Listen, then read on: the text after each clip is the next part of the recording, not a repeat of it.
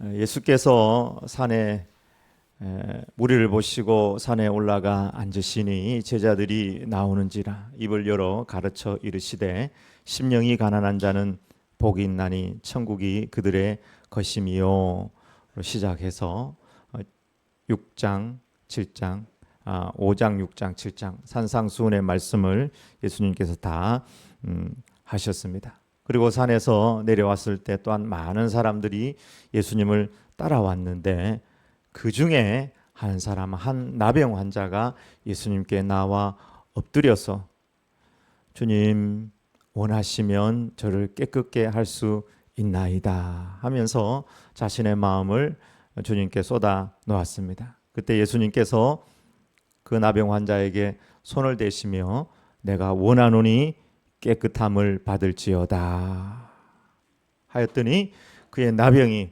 깨끗하여 졌고 아무에게도 말하지 말고 제사장에게 가서 내 몸을 보이고 예물을 드려서 그들에게 입증하라 이렇게 말씀하셨습니다. 이 본문을 잘 읽어보면 예수님께서 나병 환자에게 귀속말로 하지 않았을까 이런 생각을 해봅니다. 많은 사람들이 따라왔는데 고치고 다른 사람들한테 얘기하지 말라는 말이 조금은 안 맞지 않겠습니까? 과거의 나병은 여러분 무엇으로 표현하면 좋을까요? 그것은 단절이고 격리고 절망이고 마지막이고 또 배신이고. 왜 배신이냐 하면 집안에 나병이 생기면 다른 병들은 알리고 고치려고 노력을 하는데 나병은 숨기려고 한대요. 왜냐하면 그 집에 나병이 생기면 결혼을 안 시키려고 한대요. 옛날에 우리나라가 그랬어요. 그래가지고 집안에 숨겨놨다가 어디 가서 그냥 집 떠나버리고 혼자 가버리고 그러면 좋지 않나. 아니면 한밤중에 데리고 저기 일제강점기에 이럴 때는 막 소록도나 어디 이런데 그냥 수용소에 넣어버리고 자식 어디 갔냐 어디 멀리 갔다 그냥 그리고 끝내버릴 배신. 가장 가까운 가족들에게도 배신당한 그런 상처의 마음. 그러면서도 그 공동체 안에 친구가 그립고 부모님이 그립고 엄마가 그리운 고향이 그리운 항상 그 마음속에 그리움을 가지고 있는 이 질병이 나병이라고 할 수 있을 것입니다. 한 돈으로 표현한다면 실존주의자들의 철학자들의 말을 빌린다면은 한계 속에 사는 사람들, 어떤 한계 상황 속에 사는 사람들, 절벽 끝에 사는 사람들이라고 표현하고 싶습니다.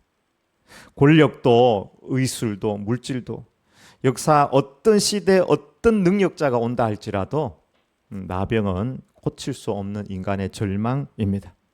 실존주의자들은 공통적으로 이야기합니다. 인간의 한계 상황은 죽음과 절망이라고요. 2014년도 4월 16일 날 세월호가 넘어졌습니다. 처음에는 저렇게 뒤집히지 않았어요. 여러분이 기억하실 겁니다. 옆으로 기울었습니다. 근데 기울더니 하루 만에 점점 가라앉기 시작을 하는 거예요. 4월 17일에 저도 진도로 찾아가서 거기 있는 우리 성도들 신방을 하고 절망하고 오열하고 좌절하고 내 자식 내 새끼가 저 안에서 죽어가고 있는데 그 물속으로 빠져들어가고 있는데 아무것도 할 수 없는 그들의 절망과 아픔이라는 것은 말할 수 없습니다.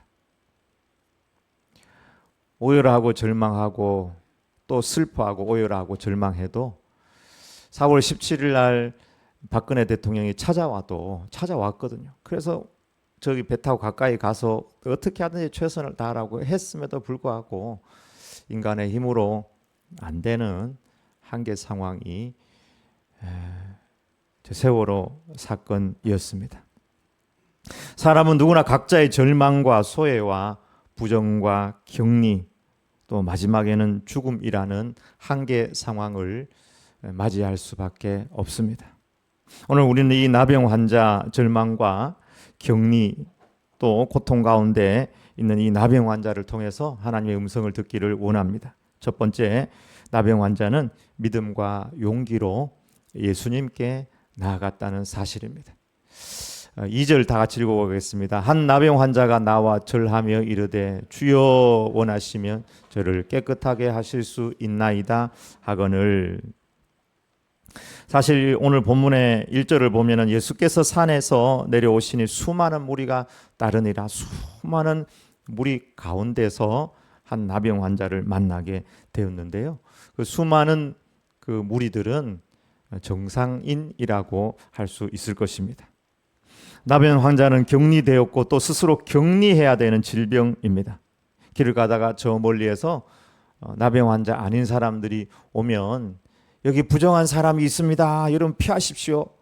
저하고 접촉하면 안 됩니다. 부정합니다. 부정합니다. 이렇게 소리를 질러야 했습니다. 레위기 13장에 보면은 나병 환자가 옷을 찢고 머리를 풀며 윗입술을 가리고 외치기를 부정하다 부정하다 할 것이요 병이 있는 날 동안은 늘 부정할 것이라. 그가 부정한즉 혼자 살되 진영 밖에서 살지니라.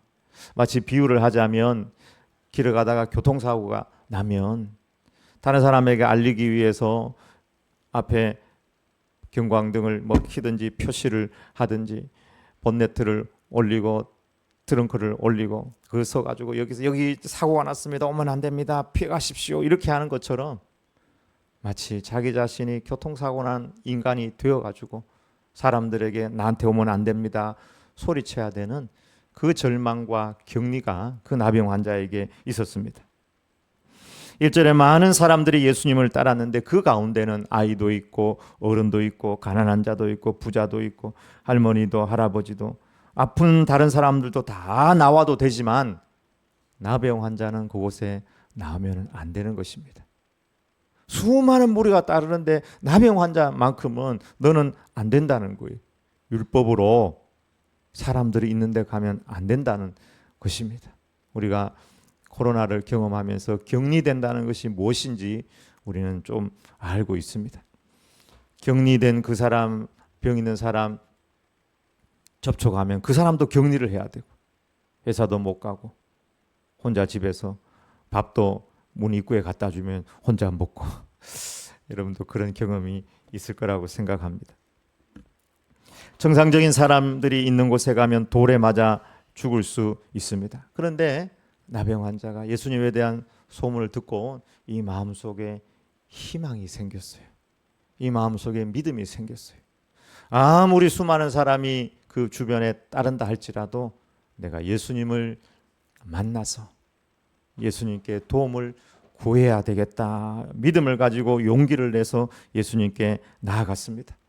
이 예수님께 나아갔던 나병 환자의 예수님을 향한 믿음과 용기는 혈류병 걸린 여인의 믿음과 용기와 비슷하다고 볼 수 있습니다. 12년 동안 혈류병이 걸려서 자신의 모든 재산을 탕진하고 치료하면서 무슨 대체의학이니 뭐니 해가지고 엄청나게 고통을 받았다고 성경에 그렇게 기록되어 있습니다. 근데 아무것도 고치지 못하고 가난하고 병중에 있는 그에게 예수님에 대한 소문이 들려왔습니다. 예수님은 환자들을 고치시더라. 불치병도 새롭게 하시더라. 근데 그 마음속에 믿음이 생겼어요. 근데 여인이에요. 12년 동안 병을 앓아서 하혈을 하기도 하고 냄새 났을 수도 있고 여인으로서 예수님이라는 랍비 훌륭한 분 앞에 나가기가 힘들어요. 근데 예수님 주변에 많은 사람이 둘러쌌는데 그 사이를 비집고 들어가서 예수님의 옷자락을 만졌습니다. 누가 내 옷을 만졌느냐 돌아보면서 사람을 찾았습니다. 베드로가 옆에 있다가 많은 사람들이 밀고 당깁니다. 주님, 아니다. 내 옷자락을 만진 사람이 있다. 믿음으로 내 옷자락을 만졌다는 겁니다. 제가 상상을 해보면 꽉 붙들고 한참 잡고 있었던 모양입니다. 가려고 하는데 예수님 이렇게 당겼던 모양이. 저기 보십시오. 한 여인이 엎드려가지고 만지는 장면이 나옵니다. 믿음으로 꽉 예수님을 붙잡았던 거예요. 자기가 예수님의 그 찾음에서 이렇게 벗어날 수 없음을 알고 내가 나가야 되겠다. 예수님 제가 만졌습니다. 여인아 내 믿음대로 내 병에서 깨끗하여질지어다. 그 만지는 순간요, 그 혈류의 근원이 다 나버렸어요.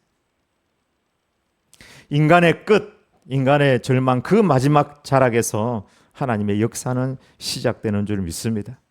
어떤 절망, 어떤 한계가 있다 할지라도 예수님께로 가면 그 절망은 희망이 됩니다. 우리의 절망은 죽음입니다. 그런데 그 죽음조차도 예수님 앞에 나아가니 생명이 되고 부활이 되었던 것을 예수님의 부활로 우리에게 확정해 주셨습니다. 예수님은 우리의 모든 죄를 속하신 분입니다. 예수님은 우리를 천국으로 인도하시는 분입니다. 주님을 만나면 감옥에 있어도 찬양할 수 있습니다. 예수님은 죽음을 이기시고 부활하셨습니다. 우리 인생의 모든 마스터 키는 예수님입니다. 예수님을 만나면 인생의 방황이 끝나게 됩니다. 우리 인생에 100가지 절망과 10,000가지 실패가 있을 수 있습니다. 10,000번을 실패하고 100번을 실패하고, 그러나 그 모든 해결자는 예수님입니다. 주님께서 말씀하셨습니다. 수고하고 무거운 짐진 자들아 다 내게로 오라. 내가 너희를 쉬게 하리라. 내가 곧 길이요 진리요 생명이니 나로 말미암지 않고는 아버지께로 올 자가 없느니라. 너는 마음을 다하여 여호와를 신뢰하고 내 명철을 의지하지 말라. 너는 범사의 그를 인정하라. 그리하면 내 길을 지도하시리라. 예수님은 우리의 목자이십니다. 양은 목자를 따라가면 됩니다. 어떤 한계, 어떤 절망이 여러분에게 있습니까? 누구를 찾아가겠습니까? 어떤 권력자를 찾아가겠습니까? 어떤 지혜자를 찾아가겠습니까? 어떤 부자를 찾아가겠습니까? 믿음과 용기를 가지고 목자 대신 예수님에게로 나아가길 축원합니다. 두 번째, 예수님은 사랑으로 만지시며 치유하셨습니다. 3절 읽어보겠습니다.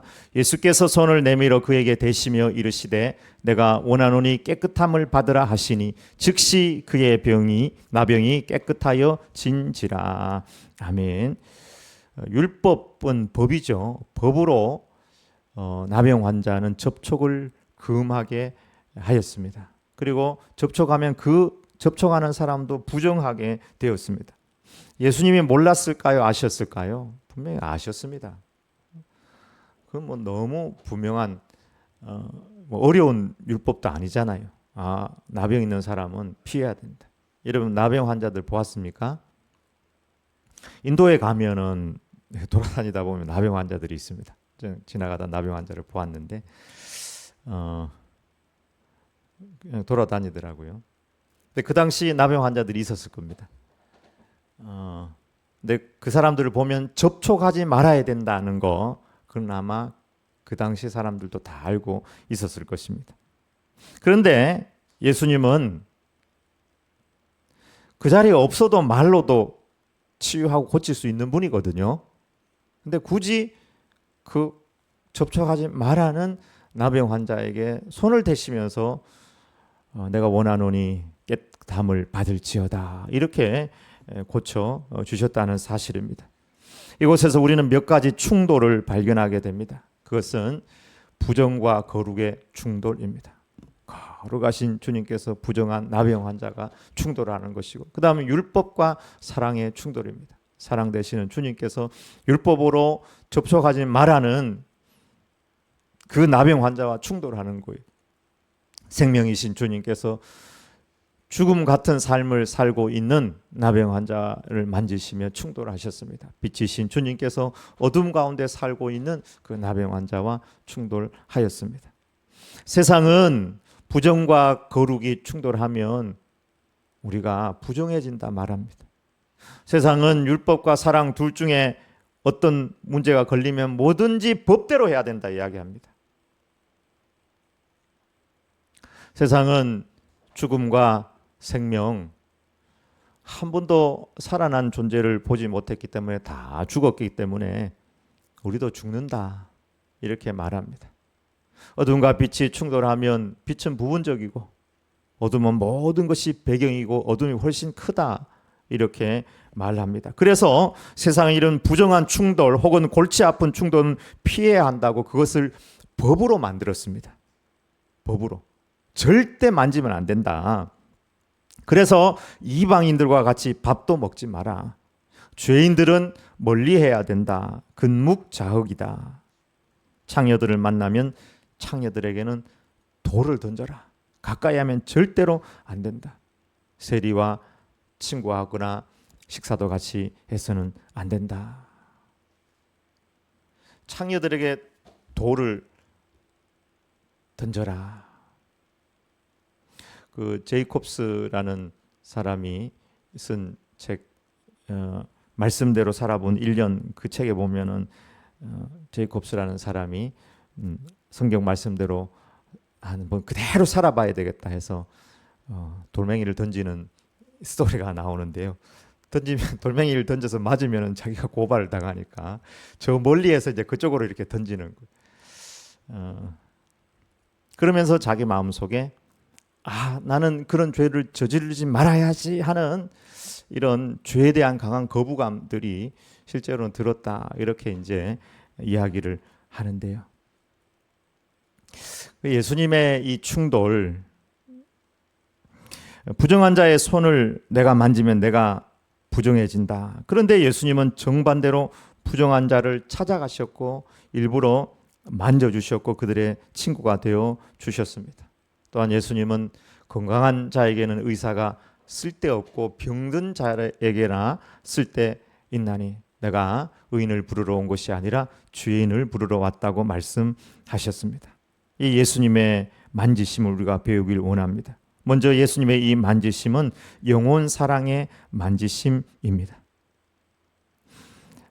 나병이 심한 환자들은 그 나병을 보면 굉장히 무섭습니다. 맞죠? 그리고 냄새도 굉장히 심하다 그래요. 과거 애항원에 있는 중환자실에 있는 분들 그 냄새는 견디기 어려울 정도라고 하였습니다. 폐쇄된 공간 안에 막 고름이 나고 있으니까. 저도 그 청년 부목사로 청년 사역할 때 한 달에 한 번씩 재활원을 찾아갔는데 토요일 날 가서 이제 화장실 청소도 하고 그다음에 외곽 청소도 하고 그다음에 식사를 먹여주는 일도 하고 그다음에 이제 한 번씩 목욕을 봉사를 해요. 이제 중환자들이 있는 실에는 이제 그분들 이제 모시고 나서 목욕 봉사를 한다든지 또 빨래를 한다든지 하는데 그 중환자실에 있는 분들은 화장실을 못 갑니다. 아예 누가 케어해 줄 사람이 없으니까. 그러니까 다 기저귀를 차고 있어요. 기저귀가 쉽게 이야기하면 화장실이. 근데 거기 들어가면 안 그럴 수 있는 사람은 여러분 믿음으로 가면 괜찮다 그러지만 그렇지 않습니다. 냄새가 참 심합니다. 그리고 이제 그분들을 이렇게 모시고 이렇게 나와서 이렇게 씻어 줍니다. 근데 그 기저귀를 풀잖아요. 구역질이 납니다. 정말로. 구역질이 확 올라옵니다. 그 냄새라는 것은 사람 몸에서 나오는 그 타액이라는 냄새 그거를 밀폐했다가 나오면 굉장히 역합니다. 그렇게 깨끗이 씻어주고 음식 이제 먹이고. 아마 옛날에 무슨 옷이 많이 있었겠어요. 격리되고 못 먹고 아마 온 몸에 고름을 떠나서 다른 것들도 다 이렇게 있어서 엄청나게 냄새가 났을 수도 있습니다. 무섭기도 하고.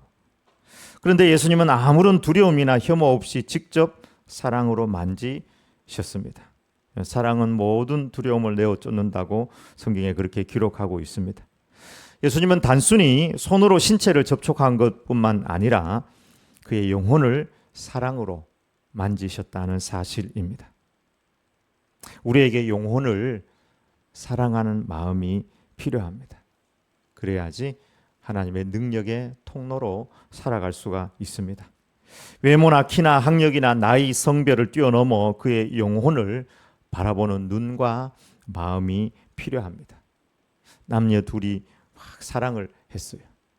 그래서 제가 우리 결혼하자 그래가지고 이제 사랑을 하고 지내다가 차를 타고 가다가 교통사고가 나버렸어요. 근데 남자는 정신을 차리고 이제 나왔는데 차가 불이 나가지고 여자 자매가 몸에 화상을 입고 탓하고 다치고 했습니다.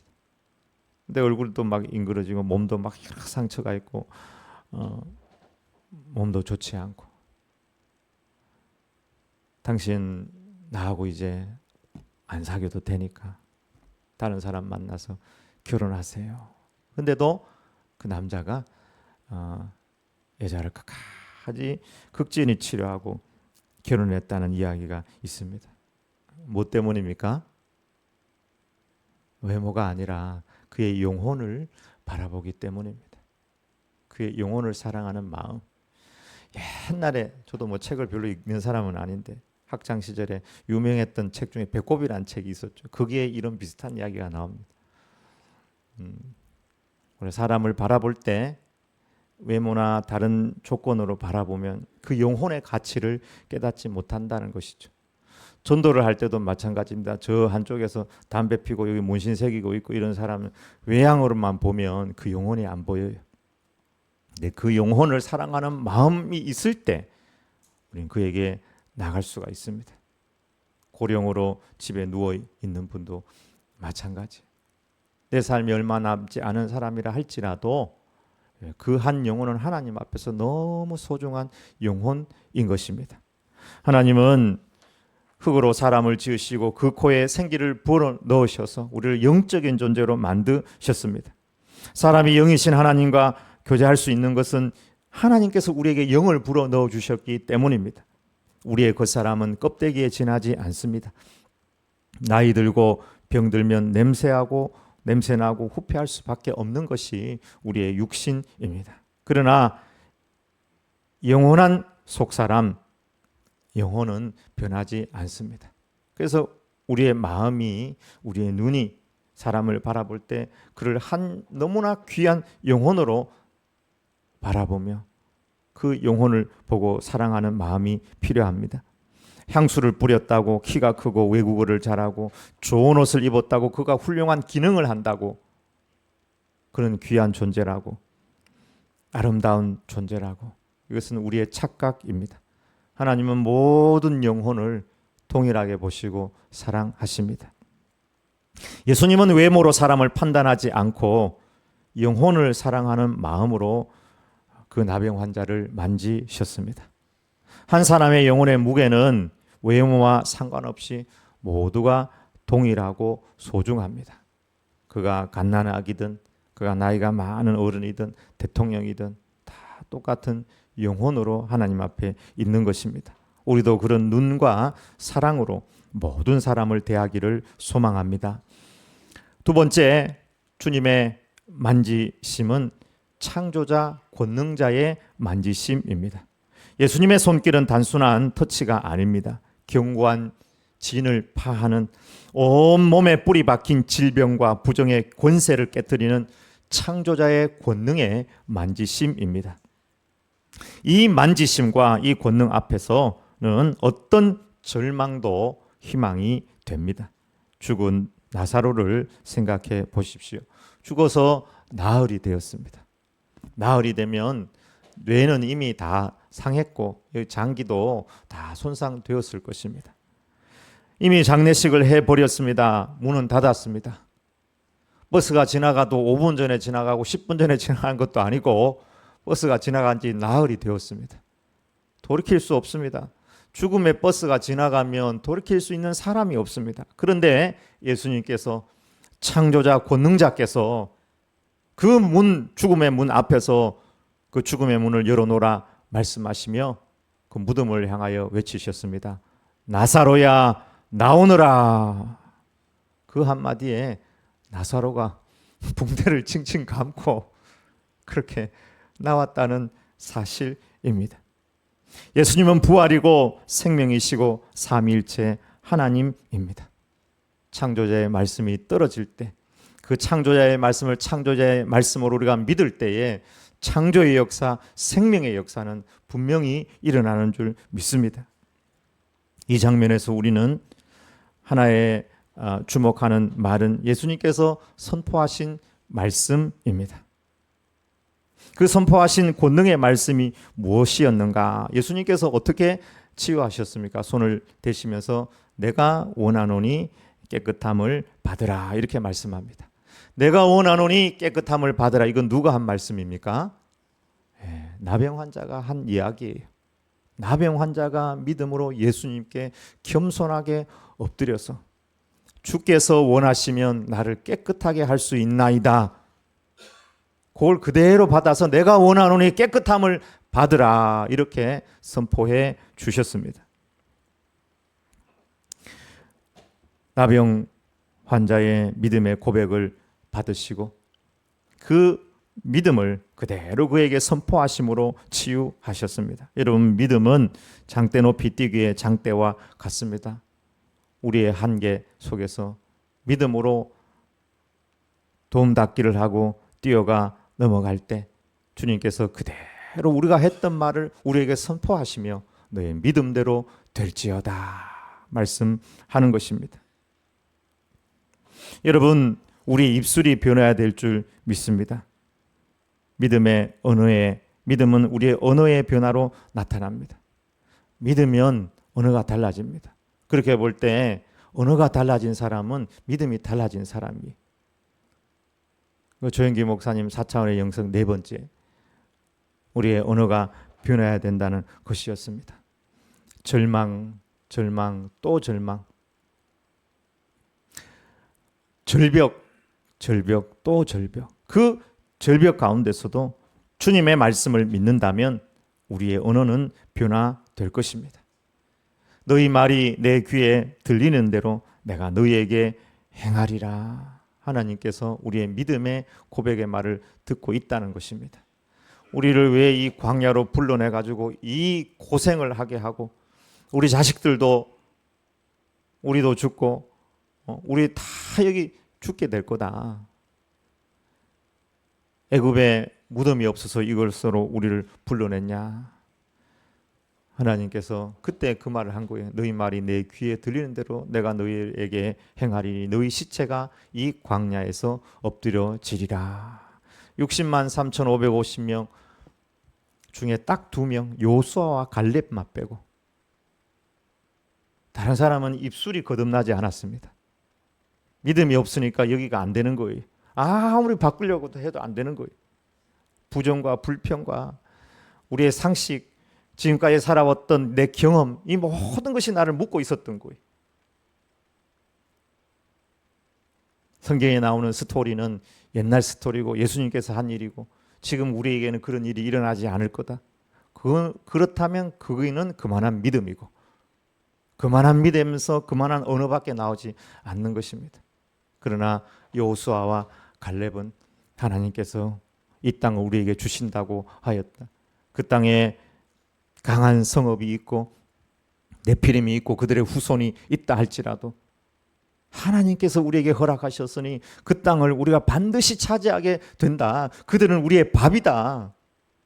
저쪽은 우리는 메뚜기다 이렇게 얘기했는데 오히려 여호수아와 갈렙은 그들은 우리의 밥입니다. 이런 믿음의 고백을 할 때 그 고백을 하나님께서 들으시고 그대로 역사하신다고 하셨습니다. 여러분, 여기서는 좋게 고백하고 뒤에 가지고는 다른 고백을 하지 않습니까? 내 감정대로 고백하지 않습니까? 그걸 다 듣고 계신다는 거예요. 바울은 주님 만나고 입술이 거듭난 사람이 되었습니다. 내게 능력 주시는 자 안에서 내가 모든 것을 할 수 있느니라. 주님 만나고 가난해지고 다니면서 받아가지고 사역해야 되고 물론 텐트 메이커로 지냈지만 그런 삶 가운데도요. 내게 능력 주시는 자 안에서 내가 막힘이 없이 모든 것을 할 수 있다고 그렇게 고백하였습니다. 욥도 하나님 믿는 중심의 신앙을 가지고 쫄딱 망했는데 주신 이도 여호와시고 취하신 이도 여호와시니 오직 여호와의 이름이 찬송을 받으실지니이다 하면서 영광 돌렸습니다. 이 두 분의 공통점이 있다면 역시 하나님 중심의 이 중심점을 분명히 잡고 있었다는 사실입니다. 사랑하는 성도 여러분, 우리는 나병 환자는 아닙니다. 그러나 우리의 삶에 수많은 수많은 절망, 격리, 단절, 그러면서도 그리움 속에 살아가고 있습니다. 수많은 절망, 노를 만났을 때 우리 또한 똑같이 노라고 반응하지 아니하고 주님을 바라보면서 그 노를 뒤집어서 주님에게 온하시기를 바랍니다. 정말 그게 어렵다 할지라도 60만 3,550명 중에 요수아와 갈렙만이 그렇게 고백했다 할지라도 우리가 그런 믿음을 가지고 하나님 앞에서 세상은 다 노한다 할지라도 주님 바라보면서 예스, 맞습니다. 주님, 그렇습니다. 주님께서 말씀하시면 그 말씀이 내게 이루어질 줄 믿습니다. 주님께서 원하신다면 주님의 능력이 나에게 임하셔서 내가 깨끗함을 받을 줄 믿습니다. 그럼에도 불구하고 상황 속에서 오늘로 예스로 반응하는 주의 모든 제자들이 되길 주님의 이름으로 축복합니다. 아멘. 기도하겠습니다.